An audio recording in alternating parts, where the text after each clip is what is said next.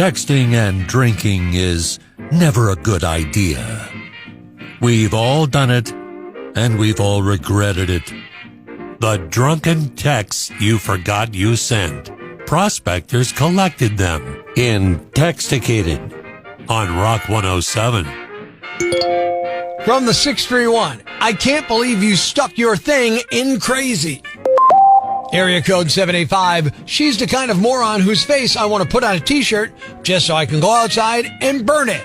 And from the 843, happy early Father's Day. Reply from area code 829, I'm not a father. From the 843, about that, ... You hit send, and we hit the floor laughing in inTEXTicated on Rock 107.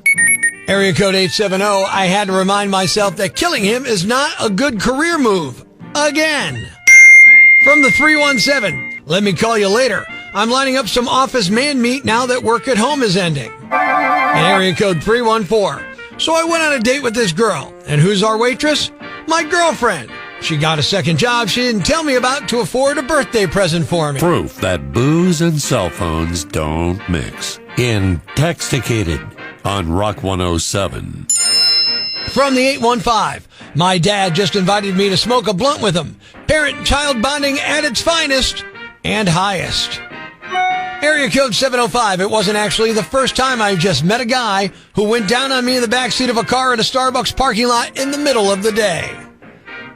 And from the 308, I just walked in on my mom and dad, and it wasn't my dad. Hey, we found him in your telephone in inTEXTicated on Rock 107.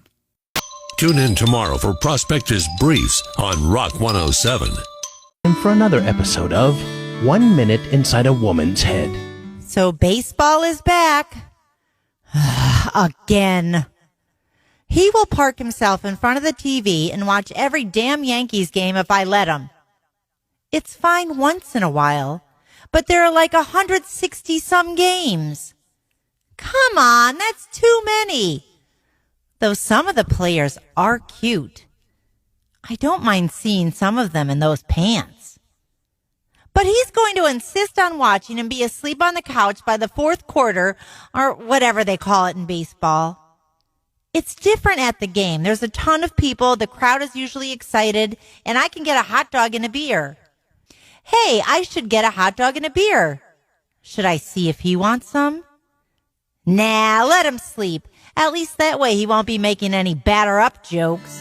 And that was another episode of 1 Minute Inside a Woman's Head.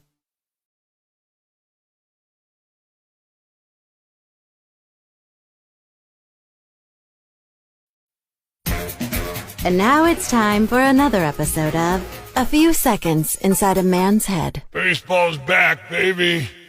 Yankees are going all the way this year.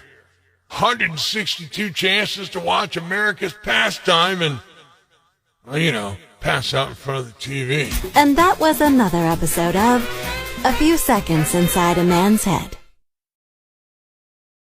This is why we register people for the Easterific Easter egg hunt with Gertrude Hawk Chocolate. Good morning, I'm Rock 107's Prospector. Out in Ohio, they got an early start to Easter this past weekend, and it didn't go well. Beaver Creek, Ohio, just outside of Dayton, is a place where a mall had a big Easter egg hunt for kids on Sunday, but it devolved into chaos, and parents got into it too. Now, it was supposed to go like this. 1- and 2-year-olds would go first, have their own section of the mall to search. Then the 3- and 4-year-olds would search a different part of the mall with 60-second head start on all the other older kids. Adults weren't allowed to pick up eggs. More than 2,000 eggs were hidden around the mall, so there were plenty to go around. But as soon as it started, everyone made a mad dash. People got knocked over. Adults were even seen shoving kids out of the way. Around 1 in 20 eggs came with a prize of some kind, so that's probably why this happened. Now, luckily, doesn't sound like anybody was seriously hurt, but some kids left empty-handed with no eggs. The mall called the adults' behavior unacceptable. You think? And they said they won't be hosting any more egg hunts in the future. Quote, we feel the community will be better without the hunt, end quote. I don't think it's the eggs' fault that this happened. I think it's the way they did it and the fact that people are idiots. That's what I think. The mall also apologized for how some of the parents treated the 22 people who were there helping out, including 10 staff members and 12 girls from a local softball team. This sounds just like abhorrent behavior all around, and it's why we can't have anything nice in this country. Now, there's plenty of bad news, but it's not all bad. It's time for the brighter side of Prospector on Rock 107. An art teacher at a school in Honolulu was driving home from work last Wednesday when he saved a 100-year-old woman's life. That woman's daughter was stopped in the left lane. That's when he saw the woman standing in the road choking. So he jumped out and did the Heimlich and saved her life. It turned out she'd accidentally inhaled a cough drop. He left when the police got there, but his shirt had his school's logo on it, so the daughter was able to track him down the next day and say thank you. Thanks. We needed that. The brighter side of Prospector on Rock 107. What a day today at the Masters. Playing the par 3, where some of the caddies will be the players' wives, proving that guys with white pants and orange belts can snag beautiful women at the Masters on CBS.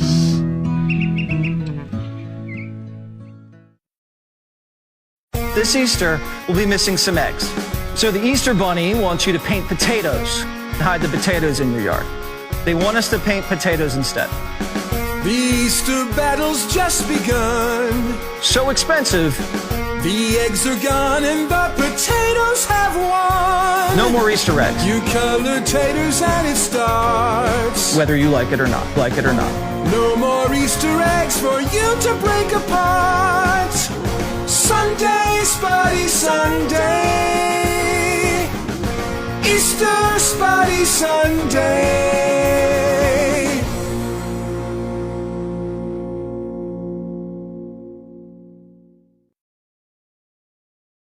What's a yambag? A fool, an idiot, a blockhead, a dunce, or an ignoramus. You know, a dullard, simpleton, or a clot, nitwit, dipstick, pea-brain, mouth breather, or cretin. It's now time to announce the winner of Prospector's Yambag of the Day, as decided by you at rock107.com. Here are the nominees. Nominee number 1. Well, this turned into a demolition derby real quick. A 27-year-old woman named Los Angeles reached into a lady's car last Friday and tried to steal her purse.